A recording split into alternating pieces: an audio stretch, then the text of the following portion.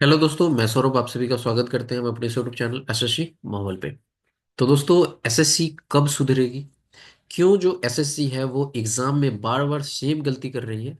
और क्या हमारा जो सिलेक्शन है वो अब एसएससी में लक बेस और बोनस बेस हो चुका है? मैं ऐसा क्यों कह रहा हूँ वो आप सभी को पता ही होगा, जो चीज़ें चल रही हैं। और ये एसएससी का बहुत बड़ा फेल्योर है कि एसएससी इसमें कुछ भी इम्प्रूवमेंट नहीं कर रही है। बार बार हर एक साल हर एक एग्जाम में वो कुछ ना कुछ ऐसे ब्लंडर करते जा रही है, जिसके कारण जो है डिजर्विंग कैंडिडेट सफर कर रहे हैं और डेफिनेटली कर रहे हैं। हाँ, उन कैंडिडेट की संख्या कम है जो सफर कर रहे हैं, बट कर तो रहे हैं। अभी जो हमारा सीजीएल मेंस का जो रिजल्ट आया है, इसमें जो हमारे 18,174 कैंडिडेट जो सिलेक्ट हुए हैं, तो ऐसा नहीं है कि ये सारे सिलेक्टेड कैंडिडेट डिजर्विंग कैंडिडेट नहीं है। इसमें से डिजर्विंग कैंडिडेट भी है, बट कुछ ऐसे कैंडिडेट हैं जो जिनके मार्क्स बहुत ज्यादा कम थे, बट एसएससी के कारण एसएससी ने उनको इतना बोनस दे दिया है और इतने मार्क्स दे दिए हैं कि वो और कैंडिडेट जो डिजर्विंग कैंडिडेट थे जिनके पहले मार्क्स बहुत अच्छे थे, उनको वो बाहर कर दिए हैं। तो इसलिए चीजें जो है, मतलब इस रिगार्डिंग आवाज तो उठानी ही पड़ेगी, क्योंकि एसएससी को इम्प्रूवमेंट करना पड़ेगा। नहीं तो फिर एसएससी के फील्ड में लोग आने से मतलब आना नहीं चाहेंगे, यहाँ से भागते जाएंगे, क्योंकि सिक्योर ही नहीं है कुछ भी। तो फिर कैसे आप ट्रेंड देखोगे तो किसी साल कुछ हो रहा है, किसी साल कुछ हो रहा है, किसी साल आप 7 क्वेश्चन चेंज कर दे रहे हो, उसका केस चल रहा है, किसी साल आप पूरे पेपर को बोनस कर दे रहे हो। तो चीजें समझ में नहीं आ रही कि क्या हो रहा है। तो इस वीडियो में इसी के बारे में बात करेंगे। चैनल पे पहली बार होगी तो चैनल को जरूर सब्सक्राइब कर लेना। टेलीग्राम से नहीं जुड़े हैं तो लिंक आपको डिस्क्रिप्शन में है, जुड़ जाना। बात हम करेंगे कि हमारा जो सीजीएल 2024 का जो रिजल्ट आया, हम लोग बहुत दिन से वेट कर रहे थे। जैसे ही पीपी हमने फिल आउट हमने हम लोगों ने कर लिया, पीपी फिल आउट होने के बाद कब आएगा डेट, रिजल्ट कब आएगा, रिजल्ट ऐसे करके डे बाय डे हम लोग वेट कर रहे थे और यही उम्मीद कर रहे थे कि रिजल्ट इस बार जो भी हो बहुत ही अच्छा फेयर हो। ठीक है। रिजल्ट बहुत वेट के बाद 12 मार्च को रिजल्ट आया रात में 12 बजे। ठीक है। तो टेक्निकली वो 13 मार्च हो गया, बट 12 मार्च को वो रिलीज हुआ। और रिलीज होते के साथ पूरा जो आप कहोगे ना, बम फटने लायक वो रिजल्ट है। ठीक है, जो आपके सामने आ रहा है। हमने पीपी, देखो कहने के लिए तो मैं भी कह सकता हूँ कि रिजल्ट बहुत ही अच्छा है, क्योंकि मेरे पीपी बैच में, यानी कि पोस्ट प्रिफरेंस की बैच जो मैंने शुरू की थी, उसमें ऑलमोस्ट 180 कैंडिडेट थे और इसमें से मैक्सिमम का सिलेक्शन हुआ है। ठीक है। आप कह सकते हो कि यहाँ पर 90% कैंडिडेट हैं जो सिलेक्ट हुए, किसी को कोई ना कोई पोस्ट तो जरूर मिला है। ठीक है। तो इस अकॉर्डिंग मैं कह सकता हूँ कि रिजल्ट बहुत फेयर है।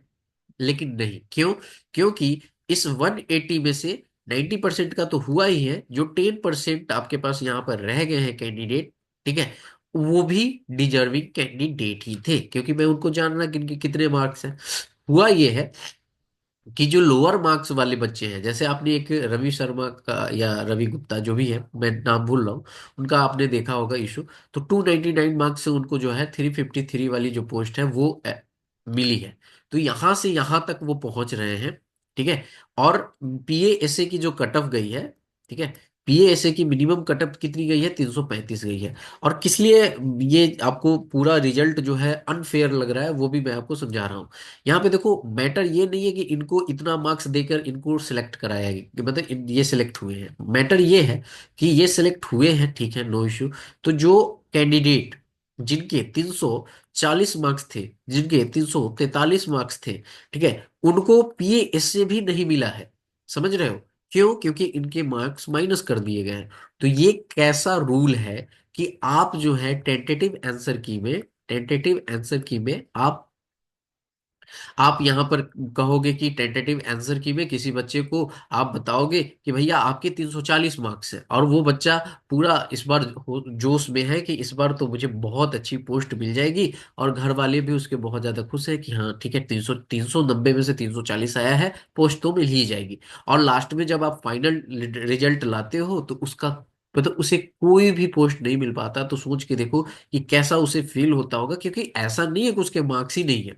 एक है कि जैसे बच्चा है और उसके 290 मार्क्स थे, और वो उम्मीद करके बैठा था कि मुझे रिजल्ट में रिजल्ट आ जाएगा, बट नहीं आता है, तो ये चीजें समझ में आती है कि उनके मार्क्स ही नहीं थे तो कहाँ से आएगा। बट जिस बच्चा का 340 था और कट ऑफ मिनिमम 335 गई है, फिर भी नहीं सिलेक्शन हुआ है, तो ये तो कंसर्निंग है ना, ये तो बहुत बड़ा इशू है। क्योंकि आप यहाँ से माइनस कर रहे हो, तो आप सबसे पहले बताओ कि ये टेंटेटिव आंसर की जो आपकी है, ये आपका कौन सा डिपार्टमेंट चेक करता है? कि उस शुरू में कुछ आंसर मान लेता है, और जब आपके रिप्रेजेंटेशन पड़ जाते हैं, कुछ पैसे आपके पास आते हैं और बच्चे रिप्रेजेंटेशन डालते हैं, तो आप कंफ्यूज हो जाते हो कि मैंने पहले वाला आंसर सही दिया था कि अब भी मैं सही दूं।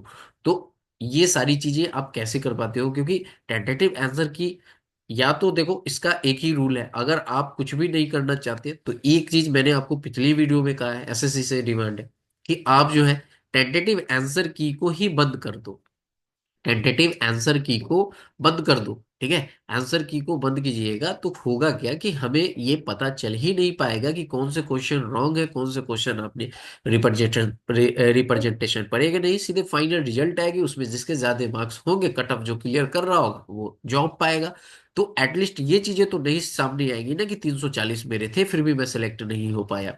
तो ये चीजें समझने की कोशिश करनी पड़ेगी, और एसएससी को अपने आगे के लिए सोचना होगा, और हम लोग जो डिमांड कर रहे हो उसको उसे मानना पड़ेगा। ये अभी तक देखो, ये एक रिजल्ट लाते हैं 12 मार्च को, ठीक है। 12 मार्च को ये रिजल्ट ला रहे हैं, और 12 मार्च से पहले, मतलब हम लोग पीपी फिलअप होने से पहले से हम लोग क्या कर रहे हैं कि आंसर की, फाइनल आंसर की मांग कर रहे हैं, तो वो दे नहीं रहे हैं। लेकिन 12 मार्च को रिजल्ट आता है, और ये 13 मार्च को यहाँ पर preference form, state preference form out कर देते हैं आईटीआई और सीबीटीटी डिपार्टमेंट का, ठीक है। तो यहाँ पर ये कर सकते हैं, बट अभी तक इनके द्वारा फाइनल आंसर की रिलीज ही नहीं किया जा रहा है कि क्या चेंजेज हुए क्या नहीं हुए हैं। क्योंकि हम लोग तो सिर्फ ये चीजें मिला पा रहे हैं कि इससे ऐसा जो डिजास्टर चेंज जो हुआ है वो कैसे हुआ, कैसे पॉसिबल है इतना। तो हम लोग चीजें समझने की कोशिश कर रहे हैं कि एक्चुअल में हुआ क्या है। तो आपको भी फाइनल आंसर की तो एटलीस्ट इमीडिएट देना चाहिए, आपको इमीडिएटली देना चाहिए, ठीक है। तो आप तो यहाँ पे दे नहीं रहे हो, और प्लस आप एक दिन में आप अपने जो है स्टेट प्रेफरेंस फॉर्म आउट करा दे रहे हो, बट आपसे एसएससी से क्या है कि फाइनल आंसर की नहीं दिया जा रहा है। आप वेट करोगे, 15 से 20 दिन होगा, फिर हम देंगे आंसर की। तब तक हम बहुत सारे डिपार्टमेंट का ज्वाइनिंग भी प्रोसेस आगे बढ़ा देंगे। तो ये सारी चीज जो है ना आपके ऊपर जो है ना डाउट क्रिएट करता है कि आप कुछ ना कुछ तो छुपा रहे हो, ठीक है। और जो चीजें हम लोग समझ रहे हैं कहीं ना कहीं वो चीजें तो नहीं हो रही है। इस वीडियो के थ्रू मैं यही कहना चाहूंगा, जो लोग सिलेक्टेड हैं उसमें से हर एक कोई ऐसा नहीं है कि वो सारे सिलेक्ट नहीं हो सकते थे। मेरे जानने वाले जो पीपी में है या ग्रुप में है, मैं जानता हूँ, वो लोग सिलेक्ट होते थे, उसमें से मैक्सिमम सिलेक्ट हुए हैं। बट चीजें हैं ना कि किसी को कुछ और पोस्ट मिलती, नंबर इतने मिले हैं कि किसी को और कोई पोस्ट मिल गया है, और जो जो उनसे ज्यादा मार्क्स लाया था उनको नंबर बढ़े नहीं है उनके, तो उनको मतलब लोअर पोस्ट मिली है। तो ये चीजें समझनी होगी, ये बहुत ही, ये भी एक तरह का डिफॉल्ट ही है और इशू ही है, ठीक है। ऐसा नहीं है कि इशू नहीं है। अगर आप question disputed question, ambiguous question पूछोगे तो इसमें बच्चे का क्या गलती है? आप क्वेश्चन सही पूछो। तो वही चीजें हैं ना कि जब आप टेंटेटिव आंसर की नहीं दोगे तो रिप्रेजेंटेशन नहीं पड़ेगा, और रिप्रेजेंटेशन नहीं पड़ेगा तो आप भी जो है कंफ्यूज आओगे नहीं कि हाँ मैं पहले क्या दिया था सही, अब क्या दूंगा। क्योंकि आपको तो खुद ही पता नहीं है कि इसका एक्चुअल आंसर क्या होगा। पता नहीं क्वेश्चन के आंसर कहाँ से, मतलब क्वेश्चन कहाँ से सेट करते हैं, उसके एग्जैक्ट आंसर तक आपको पता नहीं है। बच्चे बताएंगे, प्रूफ देंगे कि हाँ ये इसका आंसर ये होगा, आप इसे चेंज करो, तो आप उसे चेंज करोगे, ठीक है। तो ये चीजें आपको समझनी होगी। आप अगली बार जो भी पेपर आप करो उसमें कोई भी ऐसा क्वेश्चन ना डालो। आप टेंटेटिव आंसर की को बंद कर दो। आप जो ये, अब इनका क्या है ना कि इनके अर्निंग का ये स्रोत है, ठीक है। इनके जो है ना, इनके अर्निंग का ये स्रोत है कि ये जो टेंटेटिव आंसर की है। अब सोचो, हर एक कोई अगर 4 क्वेश्चन 5 क्वेश्चन भी डाल रहा है ना, तो 5-5 सौ रुपए, एक क्वेश्चन का 100 रुपए, तो 500 रुपए हुए 5 क्वेश्चन के। और इस बार तो 14-14 क्वेश्चन हुए हैं, तो ये 1400 रुपए एक कैंडिडेट से, और उसमें बहुत सारे ऐसे कैंडिडेट जिनका जो गलत होगा वो डाले होंगे।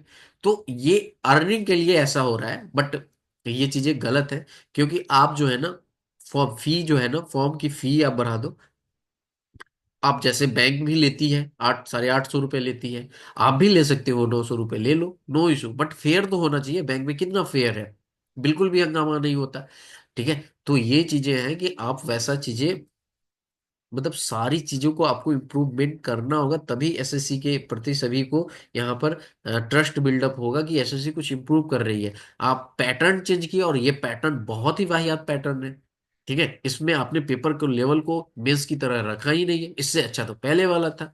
ठीक है, तो आप हर एक बार कुछ ना कुछ गलतियां करते जाओगे और इसमें डिजर्विंग कैंडिडेट जो है वो सफर करता रहे, तो ये तो सही नहीं है। अभी देखो इसमें इशू ये है ना कि जिस बच्चा का 340 आया, उसने अपने घर में बताया कि मुझे 340 मार्क्स से मेरा हो जाएगा। ठीक है, मतलब पेरेंट भी देखे कि हाँ 340 से इनका हो जाएगा।